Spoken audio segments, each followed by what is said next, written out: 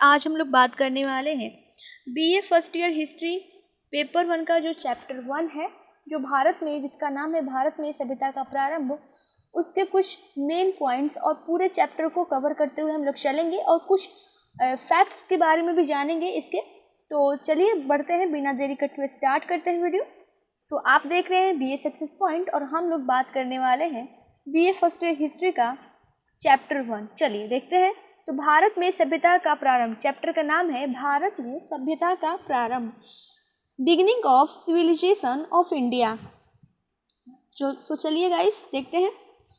तो बात करते हैं पाषाण काल की। तो आपका ये प्रारंभ, जो भारत में सभ्यता का प्रारंभ होता है पाषाण काल से, भारत में ही नहीं बल्कि पूरे दुनिया में।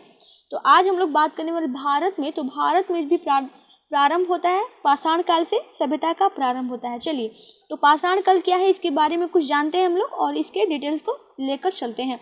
तो इस काल में क्या हुआ कि इस काल में मनुष्य को लिखित साक्ष्य प्राप्त नहीं हुए बल्कि पुरातात्विक स्रोत प्राप्त हुए हैं। तो 1960 ईस्वी से पहले उत्तर या उच्च पाषाण काल की जानकारी के अभाव में पूरा पाषाण काल को 2 भागों में विभाजित किया गया था। तो आप लोगों को बता दें कि 1960 ईस्वी से पहले ये मतलब इसकी जानकारी मिली वैज्ञानिकों को कि ये जो पाषाण काल की शुरुआत हुई थी, सभ्यता का प्रारंभ हुआ था पाषाण काल से। तो इस तरह आप लोग समझ सकते हैं। और 1960 ईस्वी में वैज्ञानिकों को ये पता चला था कि हमारी धरती पर पहले मानव जो थे वो पाषाण काल से शुरुआत किए थे और उसी से औजार या फिर कुछ भोजन वगैरह का प्रबंध करते थे। और आग का प्रबंध भी पाषाण काल से ही हुआ है और पत्थरों से ही आग का आविष्कार किया गया था आदि मानव के द्वारा। तो आगे बढ़ते हैं। Robert Bruce foot. तो रॉबर्ट ब्रूस फुट वे पहले व्यक्ति थे जिन्होंने 1863 ईस्वी में भारत में पूरा पाषाण कालीन औजारों की खोज की थी। तो इन्होंने 1863 ईस्वी में भारत में पूरा पाषाण कालीन औजारों की क्या की थी, खोज की थी। 1935 ईस्वी में येल कैम्ब्रिज दल के नेतृत्वकर्ता, इस पर ध्यान दीजिएगा, येल कैम्ब्रिज दल के नेतृत्वकर्ता पैटरसन व डी टेरा ने भारत में पूरा पाषाण काल को 3 भागों में विभाजित किया जा सकता है। तो किया था इन्होंने 3 भागों में, पूरा पाषाण काल को 3 भागों में, यानी कि पूरा नहीं होगा, यहाँ होना चाहिए, पाषाण काल को 3 भागों में विभाजित किया जा सकता है। चलिए देखते हैं। पत्थर के काल को पाषाण काल कहते हैं। तो एक लाइन में अगर आप लोगों को पाषाण काल का डिफिनेशन देना होगा तो पत्थर के काल को पाषाण काल कहते हैं। पाषाण काल को पाषाण काल 1820 ईस्वी में जर्गेनस थॉमसन ने नाम दिया था। तो जर्गेनस थॉमसन वे वैज्ञानिक थे जिन्होंने पाषाण काल यानी कि पत्थर के काल को पाषाण काल नाम दिया था 1820 ईस्वी में। चलिए आगे देखते हैं। पाषाण काल को 3 भागों में बांटा जा चुका है। कौन कौन है, आगे देखते हैं। पहला हो जाएगा पूरा पाषाण काल, 25 लाख से 10,000 ईसा पूर्व के मध्य में पूरा पाषाण काल का कालक्रम था। दूसरा बात करें मध्य पाषाण काल, तो इसका कालक्रम था 10,000 से 4,000 ईसा पूर्व के मध्य तक इसका कालक्रम रहा। और नव पाषाण काल की बात करें तो 10,000 से 1,000 ईसा पूर्व के मध्य नव पाषाण काल का कालक्रम रहा। तो आप लोग यहाँ पे कंफ्यूज हो जाएंगे कि 10,000 से 4,000 और 10,000 से 1,000 ये कैसे मुमकिन है। तो ये जो दोनों काल है ये एक साथ चल रहा था।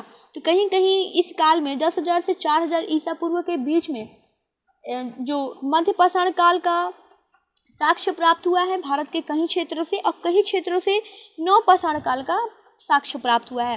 तो आप लोग इस तरह समझ सकते हैं कि ये दोनों कालक्रम जो था वो सहरूप से एक साथ चलता आ रहा था।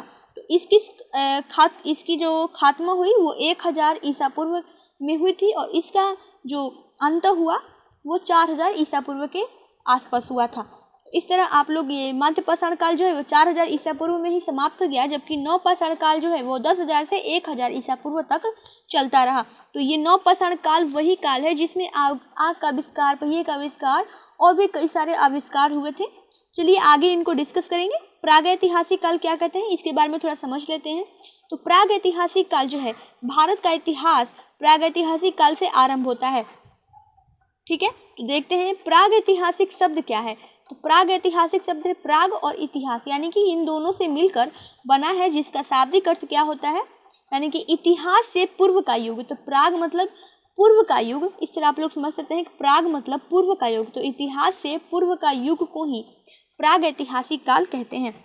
ठीक है गाइस, आगे बढ़ते हैं, प्राग ऐतिहासिक के बारे में समझते हैं, यानी कि प्री हिस्ट्री जिसको इंग्लिश में कहा जाता है प्री हिस्ट्री। तो आगे देखते हैं, इतिहास के उस काल को कहा जाता है जब मानव तो अस्तित्व में थे, लेकिन जब लिखाई का आविष्कार न होने से उस काल का कोई लिखित वर्णन नहीं है। इस काल में मानव इतिहास की कई महत्वपूर्ण घटनाएं हुई, जिनमें हिमयुग, मानवों का अफ्रीका से निकलकर अन्य स्थानों में विस्तार, आग पर स्वामित्व पाना, कृषि का आविष्कार, कुत्तों व अन्य जानवरों को पालतू बनाना इत्यादि इसमें शामिल है। यानी कि प्रागैतिहासिक काल में यही सब शामिल है। ऐसी चीज़ों को केवल चिन्ह ही मिलते हैं, तो ऐसी चीज़ों के केवल चिन्ह मिलते हैं, जैसे कि पत्थरों के प्राचीन औजार, पुराने मानव पड़ावों का अवशेष और गुफाओं की कला। चलिए आगे देखते हैं। यह वो समय है जब हम पशु से मनुष्य के रूप में विकसित हुए हैं, और जब मनुष्य ने खाद्य उत्पादन आरंभ नहीं किया था। तो यही वो समय है जब मनुष्य ने खाद्य उत्पादन आरंभ नहीं किया था। आगे देखते हैं, प्रागैतिहासिक काल भारत को निम्नलिखित भागों में विभक्त किया गया है। तो आगे देखते हैं ये क्या कह रहा है। तो प्रागैतिहासिक काल जो है वो 3 भागों में बांटा गया है, यही कह रहा है। और वो 3 भाग कौन कौन से, यानी कि पाषाण काल को ही एक दृष्टि में हम लोग प्रागैतिहासिक काल के नाम से भी जान सकते हैं, क्योंकि प्रागैतिहासिक काल में भी वही सब चीज़ें थी, लेकिन ये थोड़ा मतलब इसमें मिक्स चीज़ें थी। जैसे आप कह सकते हैं कि इसमें जो तीनों सभ्यताएं मिक्स करके ये इसमें है प्रागैतिहासिक काल में। और ये क्या है, प्रागैतिहासिक काल में इसमें मिक्सिंग युग है। और वो जो पाषाण काल है तो उसमें जो सिर्फ पत्थर के काल को ही दर्शाया गया है। तो पाषाण काल में क्या है, पत्थर के काल को ही दर्शाया गया है। लेकिन इसमें क्या है कि इसमें जो सभी काल, इस कालक्रम इसमें आते हैं। तो आगे देखते हैं पूर्व पाषाण काल क्या है। तो पूर्व पाषाण काल और मध्य पाषाण काल और उत्तर पाषाण काल, तो ये प्रागैतिहासिक काल के अंतर्गत आते हैं। अब आगे देखते हैं, धातु पाषाण काल भी इसके अंतर्गत आते हैं, और पूर्व पाषाण काल। चलिए आगे देखते हैं पूर्व पाषाण काल के अंतर्गत क्या क्या मिलते हैं हमें। तो पूर्व पाषाण कालीन सभ्यता के केंद्र दक्षिण भारत में मदुरा, त्रिचन्नापल्ली, मैसूर, तंजौर आदि क्षेत्रों में इस सभ्यता के अवशेष मिले हैं। इस समय मनुष्य का प्रारंभिक समय था। इस काल में मनुष्य और जानवरों में विशेष अंतर नहीं था। पूर्व पाषाण कालीन मनुष्य कंदराओं, गुफाओं, वृक्षों आदि में निवास करता था। आगे देखते हैं, पूर्व पाषाण कालीन मनुष्य पत्थरों का प्रयोग द्वारा अपनी रक्षा के लिए करता था। तो पूर्व पाषाण कालीन मनुष्य पत्थर का प्रयोग किस तरह करता था, तो अपनी रक्षा के लिए। तो रक्षा किस तरह करता था, रक्षा के लिए वो किस तरह का प्रयोग करता था, पत्थरों का। तो यानी कि वो औजार बनाकर करता था, या फिर मतलब कुछ कह दीजिए कि नुकीली चीज़ है जिसे तराश कर मनुष्य अपनी रक्षा के लिए पत्थरों का इस्तेमाल करता था। कुल्हाड़ी और कंकड़ के औजार सोहन नदी की घाटी में मिले हैं। सोहन नदी सिंधु नदी की सहायक नदी है। तो सोहन नदी क्या है, सिंधु नदी की सहायक नदी है, और ये जम्मू कश्मीर से मतलब उधर से एरिया से निकलते हुए, इसका मतलब जम्मू कश्मीर से सटा हुआ क्षेत्र इसके अंतर्गत आता है। ठीक है, तो आगे देखते हैं, उसके पत्थर के औजार साधारण और खुरदुरे थे। इस युग में मानव शिकार व भोजन एकत्र करने की अवस्था में था, खाना बदोश जीवन बिताता था और उन जगहों की तलाश में रहता था जहां खाना पानी अधिक मात्रा में मिल सके। तो वो एक खाना बदोश जो थे वो वैसे जगह पे रहते थे, और हमेशा ये जगह बदलते रहते थे जहाँ खाना पानी मिला ढंग से, तो वहाँ बसे। और ऋतुओं के साथ इनका परिवर्तन भी होता था। मतलब ग्रीष्म ऋतु में अगर यहाँ पे रहने योग्य ऋतु है तो यही रहते थे, अन्यथा यहाँ पे ऋतु अगर ग्रीष्म हो गया या फिर ठंडा ऋतु हो गया, शीत ऋतु हो गया, तो वो कुछ रहने वाले स्थान पर मतलब जैसे कह सकते हैं कि वैसे स्थान पे जाते थे जहाँ ऋतु जो नॉर्मल टेम्परेचर में था उस जगह पे जाते थे ये खाना बदोश। चली, और इनका ये जो जीवन निर्वहन इसी तरह चलता रहा। मध्य पाषाण काल की बात करें तो मध्य पाषाण काल में पत्थर के औजारें औजार बनाए जाने लगे। इस काल में कुल्हाड़ियों के अलावा सुतारी, खुरचनी और बाण आदि मिले हैं। इस काल में मिट्टी का प्रयोग होने लगा था। तो यानी कि मध्य पाषाण काल में आते आते मिट्टी का प्रयोग होने लगा और पत्थरों में गोमेद, जेस्पर आदि का प्रयोग होता था। इस काल के अवशेष सोहन नदी, नर्मदा नदी और तुंगभद्रा नदी के किनारे पाए गए हैं। आगे बात करें उत्तर पाषाण काल की, तो वे वो कालक्रम है जो मध्य पाषाण काल के बाद का काल है और जिसे हम लोग काफ़ी ज़्यादा इसे वो आधुनिक और विकसित ऐसे मान सकते हैं। ठीक है, तो इसमें काफ़ी ज़्यादा विकास हुआ था। इस काल में भीम मानव, ठीक है, भीम मानव पाषाणों का ही इस काल में भी, ठीक है, इस काल में भी मानव पाषाणों का ही प्रयोग करता था, किंतु इस काल में निर्मित हथियार पहले की अपेक्षा उच्च कोटि के थे। यानी कि जो मध्य पाषाण काल में हथियार जो बनाए गए थे उससे काफ़ी ज़्यादा उन्नत किस्म के जो हथियार इस काल में निर्मित किए गए हैं। पाषाण काल का समय मानव जीवन के लिए विशेष अनुकूल था और इस काल के मनुष्य अधिक सभ्य थे। तो यानी कि अधिक सभ्य थे उस काल के तुलना में, जिन्होंने पत्थर व मिट्टी को जोड़कर दीवारें व पेड़ की शाखाओं व जानवरों की हड्डियों से छतों का निर्माण किया एवं समूहों में रहना प्रारंभ कर दिया। मिट्टी के बर्तन, वस्त्र बुनना आदि प्रारंभ कर दिया। हथियार नुकीले सुंदर हो गए। इस काल के औजार सेल्ट, कुल्हाड़ियाँ, छेनियाँ, गदाएं, मुसला, आरियाँ इत्यादि थे। उत्तर पाषाण कालीन लोग पत्थर को रगड़कर आग जलाने व भोजन पकाने की कला जानते थे। इस काल में धार्मिक भावनाएं भी जागृत हुई। प्राकृतिक पूजा वन, नदी आदि भी करते थे। तो प्राकृतिक पूजा करते थे किसकी? वन, नदी, भूमि आदि, मतलब आप कह सकते हैं इनमें प्राकृतिक पूजा प्रचलित थी उत्तर पाषाण काल में। अब आता है धातु युग का विकास। तो धातु युग के विकास में मनुष्य ने काफ़ी ज़्यादा क्यों कहूँ, मैं कहूँ कि धातु की खोज इसमें प्रारंभ हो गई थी। धातु से इसमें मतलब विकास थोड़ा बहुत क्या मैं कहूँ, धातु से वो बनाए जाए हथियार, औजार, कुछ विकास होने लगा इस युग से। तो आप लोग देख सकते हैं, आगे बढ़िए। धातु युग मानव सभ्यता के विकास, यानी पे युग इसमें होगा, विकास का द्वितीय चरण था। इस युग में मनुष्य ने धातु के औजार तथा विभिन्न वस्तुएं बनाना सीख लिया था। इस युग में सोने का पता लगा लिया था एवं उसका प्रयोग जेवर के लिए किया जाने लगा। तो आगे बढ़ते हैं, देखते हैं धातु की खोज किस तरह हुई और किस तरह मानव ने इसका प्रयोग करना शुरू कर दिया। धातु की खोज के साथ ही मानव की क्षमताओं में भी वृद्धि हुई। हथियार अधिक उच्च कोटि के बनने लग गए। धातुकालीन हथियारों में चित्र बनने लगे। इस युग में मानव ने धातु युग को 3 भागों में बांट दिया।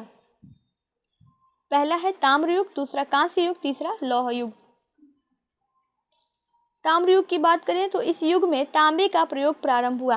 पाषाण काल की अपेक्षा यह अधिक सुदृढ़ और सुविधाजनक था। इस धातु से कुल्हाड़ी, भाले, तलवार तथा आवश्यक की सभी वस्तुएं तांबे से बनाई जाने लगी।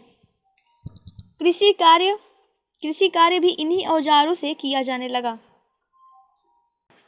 आगे की बात करें तो कांस्य युग का प्रारंभ होता है, जिसमें मनुष्य ने कांसे से कुछ औजार और सामान, माने कि कह सकते हैं हम लोग औजार या हथियार बनाने की कोशिश करने लगे। तो इसमें कांस्य युग जो है इससे काफ़ी ज़्यादा उन्नत प्रकार की एक सभ्यता विकसित हुई इस युग से। तो ये युग जो है कांस्य युग, सिंधु घाटी सभ्यता को भी कांस्य युग के नाम से जाना जाता है, क्योंकि उसमें जो कांसे का जो हथियार काफ़ी ज़्यादा फेमस था और कुछ औजार वगैरह और भी कुछ सामान भी बनते थे कांसे से। चलिए देखते हैं कांसे जो किस प्रकार से बनता है कांसा। तो इस युग में आप लोग यहाँ पे टाइपिंग मिस्टेक है। इस युग में मानव ने तांबा और टीन मिलाकर एक नवीन धातु कांसा बनाया जो अत्यंत कठोर था। कांसे के औजार उत्तरी भाग में प्राप्त हुए। इन औजार में भी चित्र भी थे। तो ये जो कांसा का औजार ये उत्तर भारत में प्राप्त हुआ था और इन औजारों में क्या थे, तो चित्र भी उल्लिखित थे, वर्णित थे। ठीक है, अनाज उपजाने व कुम्हार के चाक पर बर्तन बनाने की कला सीख ली थी। वह मातृ देवी व नर देवताओं की पूजा करता था। वह मृतकों को दफनाता था और धार्मिक अनुष्ठानों में विश्वास करता था। ताम्र पाषाण काल के लोग गांवों में रहते थे। तो यह जो प्राचीन सभ्यता थी, जैसे सिंधु घाटी सभ्यता को ले ले या फिर उससे भी कई ज़्यादा प्राचीन सभ्यताएं, पाषाण युग की सभ्यताएं, तो ये जो सभ्यताएं थी ये हिंदू धर्म से कह सकते हैं हम लोग बहुत ज़्यादा मेल खाती थी। तो इसी वजह से हिंदू धर्म को सनातन धर्म के नाम से व्याख्यात किया गया और कहा जाता है कि हिंदू धर्म सनातन धर्म का ही एक नवीनतम नाम है। धर्म में कोई परिवर्तन नहीं है, बस नाम में एक परिवर्तन कर दिया गया है जिसे पहले के आर्य लोग किए थे। तो आगे देखते हैं। लौह युग की बात करें तो दक्षिण भारत में उत्तर पाषाण काल के उपरांत ही लौह काल प्रारंभ हुआ, लेकिन उत्तरी भारत में ताम्र काल के उपरांत लौह काल प्रारंभ हुआ। इस काल में लोहे के अस्त्र शस्त्रों का निर्माण किया जाने लगा। ताम्र पाषाण काल में पत्थर और तांबे के औजार बनाए जाते थे। तो ये हो गया ताम्र पाषाण काल। और फ्रेंड्स मैं बता दूं कि आप लोगों को कि जो भी मतलब ये डिटेल्स अगर आप लोगों को पाषाण काल फुल्ली डिटेल्स के साथ चाहिए तो आप लोग प्लीज़ हमें कमेंट करें। और इसी तरह हम लोग जो है चैप्टर वाइज आप लोगों का शॉर्ट लिस्ट में सारे चैप्टर कवर करवा देंगे। इतना कवर करवा देंगे कि आप लोग एग्ज़ाम में ये क्वेश्चन बिल्कुल भी ना छोड़ पाएँ। तो आप लोगों को अगर ये वीडियो थोड़ा सा भी अच्छा लगा हो तो प्लीज़ इसे लाइक करें, और जो भी इस चैनल पे नए हैं वो चैनल को सब्सक्राइब कर लें ताकि आप लोगों को आने वाली हर एक नोटिफिकेशन सबसे पहले मिले। सो गाइस मिलते हैं नेक्स्ट कंटेंट में नेक्स्ट चैप्टर के साथ। Thanks to all.